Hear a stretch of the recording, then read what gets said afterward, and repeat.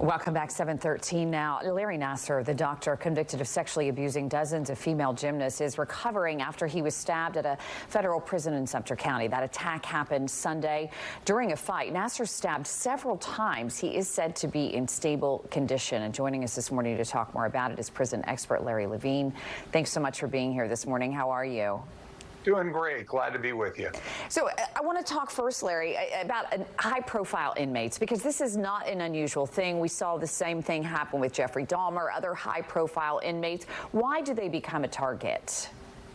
Well, sometimes the other inmates want to get what we call street cred, credibility, and they'll pick somebody who's high profile. A lot of these people, I mean, this guy was in a USP, United States Penitentiary.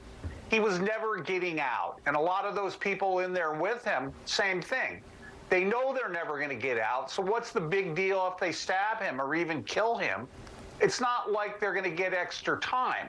The interesting thing, though, is this particular yard, as they call it at Coleman, that's a dropout yard where you have like former cops, child molesters, high-profile people that can't mix with the general population.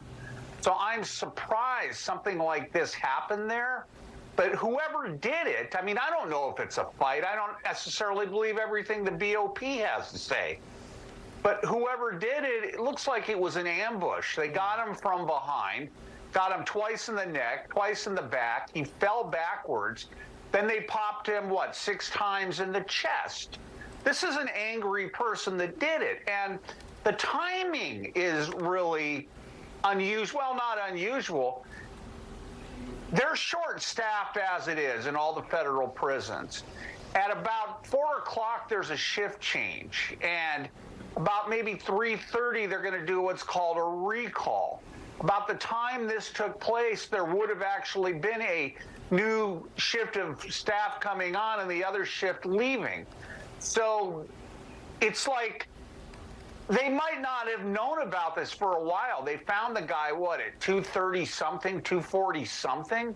He could have been laying there bleeding out, for all we know, for about a half hour or so. Yeah. Not like people are going to run to the cops. Right. They can't be everywhere at once. Right, yeah. So that's a good point. He might be just lucky to be alive after this happened. But I wanted to ask you, you talked a little bit about the short staff, and I assume that's pretty common in most prisons, that the staffing is not great. But do these inmates who tend to be more high profile, do they get special protection, or are they no?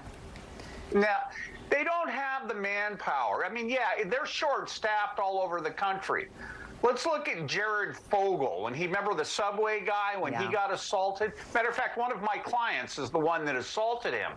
The cops can't be everywhere at once watching people.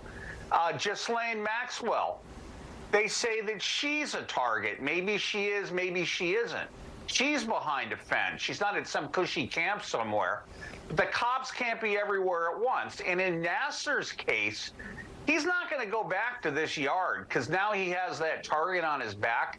I see them putting him in a lockdown facility, maybe sending him to Marion, Illinois, or ADX in Colorado, where like the Unabomber is at. He's not going to be able to mingle. He's not going to have the same social experience that other inmates have. You know, you're living with people 24/7 forever. So you do get to know people. Yeah. And as far as the weapon that could have been used, you know, the old cliche that you see in the movies where they file down the toothbrush, somebody could have taken a spring out of a mattress, taken it off a bed rack. They could have pulled a piece of metal out of a locker. You could even take like a newspaper and roll it up. You can make a paper mache knife out of that and you could stick someone. Or if you just want to do a quick and easy hit, go ahead and throw a couple bars of soap, maybe 2 or 3 padlocks and a sock, and boom, bounce that off somebody's head. You can open their head up like a watermelon. This stuff happens in these facilities. Imagine the assaults that happen in a prison on a daily basis that we don't hear about. Yeah. It happens every day somewhere. Yeah, it's scary stuff, Larry, and it's certainly no place any of us want to be. We so appreciate you being our expert this morning. Thank you so much for taking the time to be with us. Hey, anytime. Take care, Larry. We'll see you soon.